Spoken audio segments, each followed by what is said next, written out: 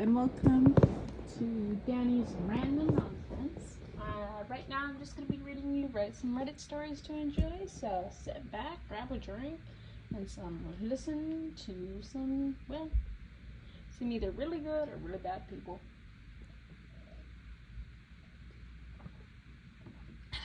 And we can just judge them to make sure of your drink. Alright.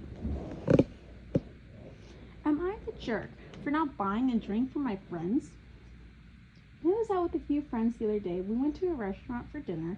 One of my friends is Muslim and is very strict about everything. For example, once one of her coworkers was smoking in the break room, and she asked her to do it somewhere else, as it was against her religion.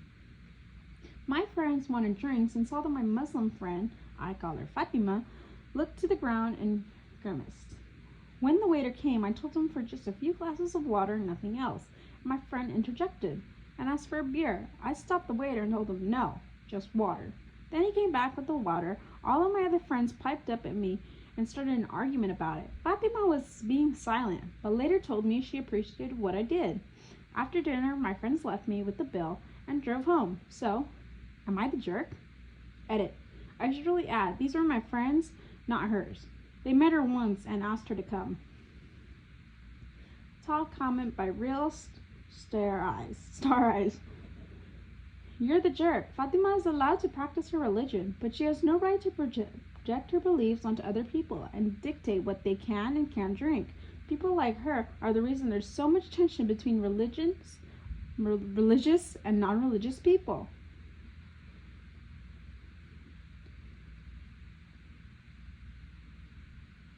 The next story is, am I the jerk for refusing to apologize to a teacher and a parent until they acknowledge that they were wrong?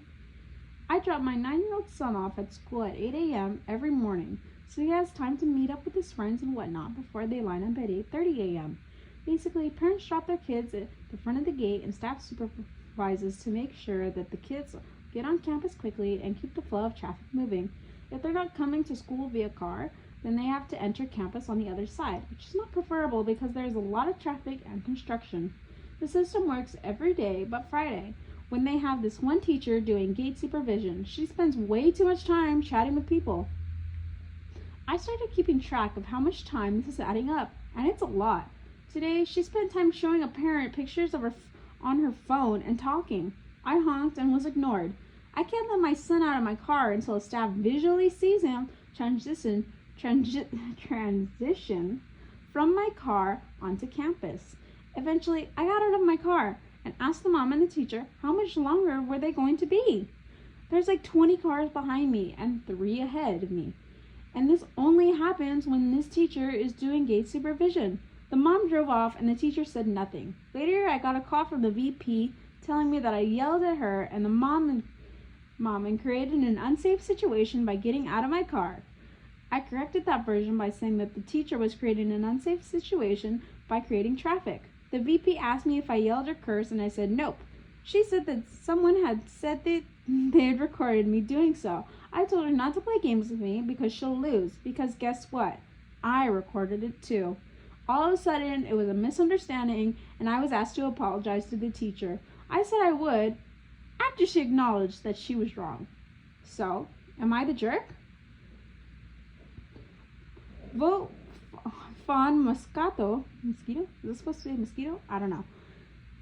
Says, not the jerk. Funny how they changed their tune because you actually recorded it. What would irk me the most is that the VP was ready to lie and let actual unsafe situation continue. Like, really? Lying about yelling, lying about cursing, and lying about recording, and they claim you're creating an unsafe situation? Neither of these people should be in charge of children. Next story. Am I the jerk for accidentally destroying someone's book? Last week, I borrowed one of my friend's books. We're not that close, but we share a love for reading. Anyway, I was reading said book, What's in the Bath, last week, and it led to me accidentally dropping it into the tub. The pages are ruined, and the book has expanded quite a bit. But in my opinion, it's still readable. Of course, though, I still felt very guilty, and I offered to replace it. She refused and said it shouldn't be much to worry about. Accidents happened after all.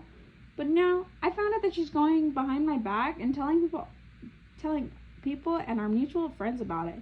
She isn't saying it directly, but she's heavily implying that I didn't try to do anything about it. I'm pretty sure I'm not the jerk, but some of my friends said otherwise.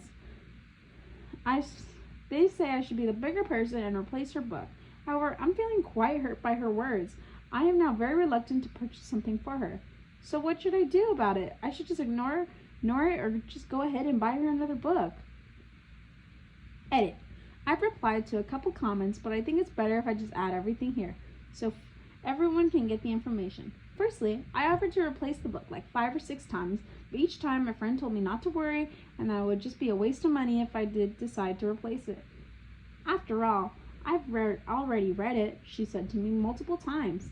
Also, regarding the bath controversy, I often read books in the bath to relax a bit in the evening.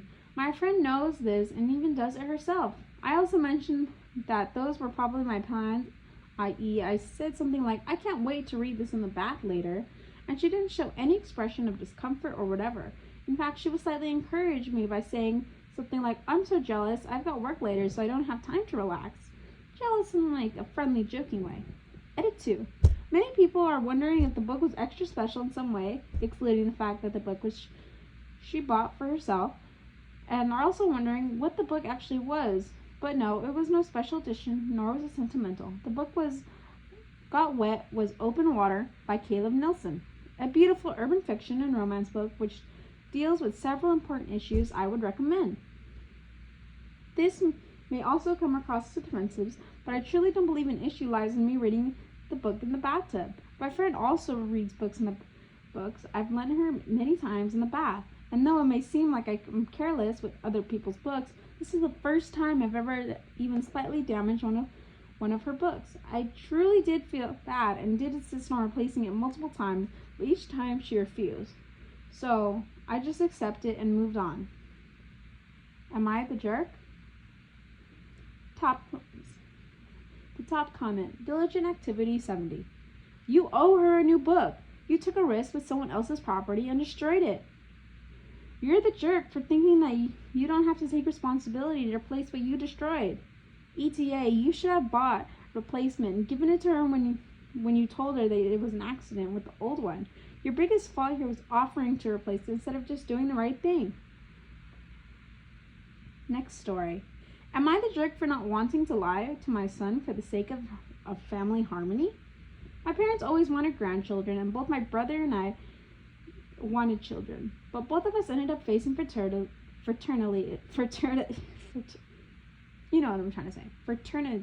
issues with our respective partners. My wife and I eventually decided to start working with a surrogate. Our parents are old-fashioned, but they tried to be happy for us. My brother also tried. His wife did not. His wife is against the concept of surrogacy, as it is possible to be and always has been.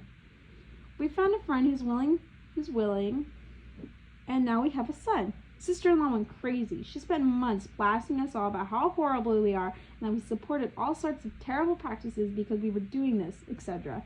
She refused to go to our baby shower to see us in the hospital, but she did send a new mom kit meant for our surrogate, with things to help pregnant person recover from childbirth. My brother apologized for her, but said that he couldn't change her mind. A few months later, my brother and his wife announced a spontaneous pregnancy after more than 5 years of trying. Our parents were thrilled, and so were we. We were willing to put all of it behind us. They had a daughter, and it only intensified her views. She refused to bring the baby over for holidays to meet her cousin because she refused to have her daughter raised to view women as objects. Years later, she softened to have our parents around without us at least. My parents want the whole family together again. She agreed to compromise that she's willing to do holidays with our family outings, as long as we never tell our children that our son is from surrogacy. Our parents think that we should do this because she has a point, and they were always uneasy with it. I don't agree. This isn't some shameful secret that we should be ashamed of. We didn't do anything wrong. My wife is adamant that we shouldn't, but we want our son to have a cousin. My parents are calling me as much as I'll answer to beg me to consider. My brother just wants the tension to stop and isn't going to fight with her anymore. Am I the jerk? Two top comments. Beep, blip, blop, boop. Comments. Not the jerk. Your sister-in-law can just mind her own business or just go away. Sad appearance 4733 replies, yep, your child should come first. And if he later finds out that his origins were some dirty little secret, he's going to feel like he's a dirty little secret. Don't do that to him. The extended family can eat rocks if they think this is a solution. Sister-in-law is flat out crazy. You better believe she's going to make some hateful or leading comment to your son in the future if she feels this strongly. Do your son a favor and spare him of that likely possibility, and if he does make friends with a cousin, it'll be ripped away later when sister-in-law starts in with some other new wild demand. Next story. Am I the jerk for not taking in my son and his family? My ex-wife and I adopted our son when he was 6. We had been his foster parents for 3 years, and we wanted to make it official. He met his wife when he was 18. She knew he was adopted, and she thought it would be good for him to get to know his biological parents. Over the course of the next few years, my ex-wife and I were slowly pushed out of his life. When they got married, we only received wedding invitations. We were not part of the wedding. His biological parents and their spouses sat at the table. We have not had the opportunity to meet our granddaughter, and she is nearly 3 years old now. I am sad about the situation, but my ex-wife is heartbroken. I hate seeing her hurt, and when all she did was try to be a good mom, I can honestly say that I am not a fan of my daughter-in-law, and I wish she had never come into our lives. Recently, they run into financial problems, and they lost their home. My son's job is in the city we live in, and his biological parents and his in-laws all live in other cities. He called my ex-wife to ask if he could stay with us while they got back on their feet. I said no. My ex-wife wants to, but I refuse to be used. He has been distancing himself from us for 9 years now. The only reason he called was because he was desperate. I don't think I owe him anything. I offered to pay for whatever it costs when we move his family to the cities where his real family is. His wife called me to scream at me. She says that I am abandoning my son and my grandchild. I said that since he didn't think of us as parents when they got married and had a child, then they should not think of us in that way now. Then I blocked her. My ex-wife thinks I'm being too harsh and that I need to forgive them. But here's the thing. I don't think it will change anything. All that will happen is that they'll live in our home and then they'll abandon my wife again as soon as the chance presents itself. Edit. He was removed from his biological parents because they were very young and it wasn't a good situation. If they had been older and more stable, I'm sure that they would not have severed their parental rights. Edit 2. Sorry I edited the post to make it more clear. His mom and I are divorced. She is in an extended care facility and he cannot live there. I kept her home and I am still friends with her and we see the kids together as a family. I still care for her deeply, but her condition wasn't something she wanted me to deal with. Our son didn't even know we had separated when he called her. Top comment. Herding Cats 2020. Not the jerk. He has been pushing you away for 9 years for his bio parents. He's clearly indicated that you are not his parents. He doesn't get to randomly come back and majorly disrupt your lives because he is in a bad situation. He would 100% be using you and his wife. Sounds awful. You are more than generous to offer to pay for them to relocate. I understand your wife wanting you to bring him back, but he has no remorse how he has treated you for almost a decade.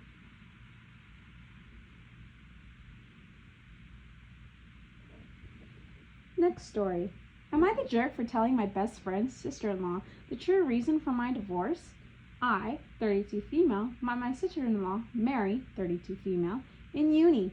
We were assigned flatmates who really enjoyed cooking and baking together and became best friends. She actually introduced me to her brother, John, 35 male, who I dated and eventually married 8 years ago. We have 2 kids and aged 3 and 5.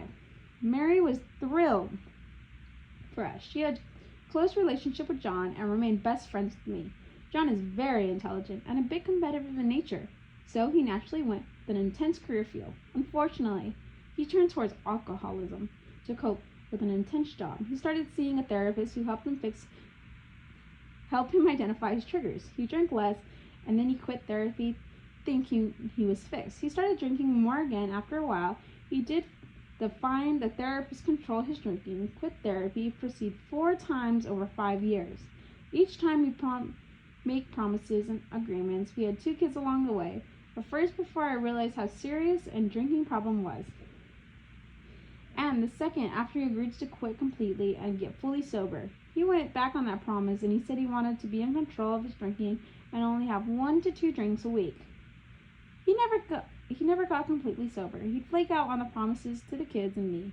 He'd go out with friends who encouraged him to drink and have 2 to 3 drinks, then start buying bottles of vodka and gin again. After the 3rd time, he quit therapy. I gave him an ultimatum: get sober or I was leaving him and taking the kids. I followed through with it. Mary and I stayed best friends after college, but John asked me to keep his drinking from his sister. The first time around, I didn't want her to think he had a problem. He was my husband, so I agreed. If he worked on staying sober when I divorced him, it appeared out of the blue to Mary and their parents, who couldn't understand why I would up and leave her brother and admittedly take the kids, only let him have visitation. Mary blamed me for the divorce and wanted to end our friendship, so I told her the truth, that I loved him and still do, but I wasn't willing to spend the rest of my life and ruin my kids' childhood settings ourselves up for disappointment over and over and over again when he wouldn't stay in therapy or stay sober. Mary was horrified.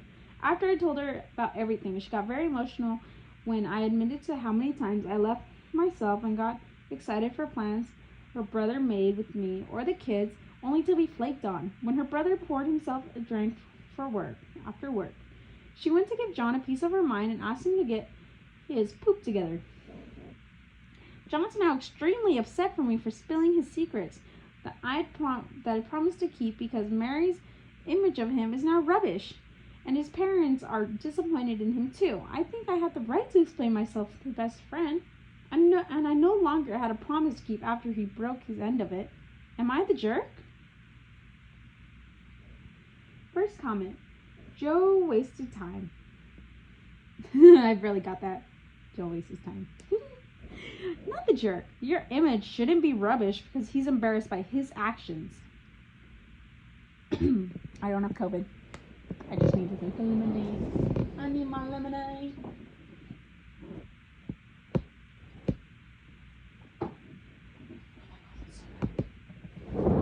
I usually don't like lemonade, but we got a new brand. That's not me. I am sitting on a couch and it is making that noise. Ooh, this one seems interesting. It's the couch, I swear. I'm cold. I'm moving around. Next story. Am I the jerk for keeping a gift that my supervisor gave to me? So at my workplace, we did a Secret Santa gift exchange last month, and we had a gift limit of $30 to $40. My supervisor, who is awesome and everyone loves her, remembered me saying that I wanted a royal blue peacoat, my favorite color, but was not able to find one that I liked. Well, she apparently got me for Secret Santa, and when I opened my gift, it was a blue peacoat from Shein, and I was so happy that she remembered such a small detail about me, and I've honestly been wearing it every day because I love it so much. Well, fast forward to last week. My boyfriend and I are going long distance relationship. He lives about 4.5 hours away from me, 4.5, and I went to go visit him. All is fine and dandy until he discovers my coat is from Shein, and it turns out into a huge argument. He started yelling at me about how can I be so selfish to wear something that is fast fashion and don't know that Shein uses cheap slave labor, and that the people who make the clothes are abused in sweatshops. They work in under terrible conditions. I tell him that the coat was a gift from my supervisor. He then tells me that I can go home unless I throw my coat away, because he can't be with someone who is that ignorant whether it is a gift or not, and that my supervisor is probably just as stupid as me.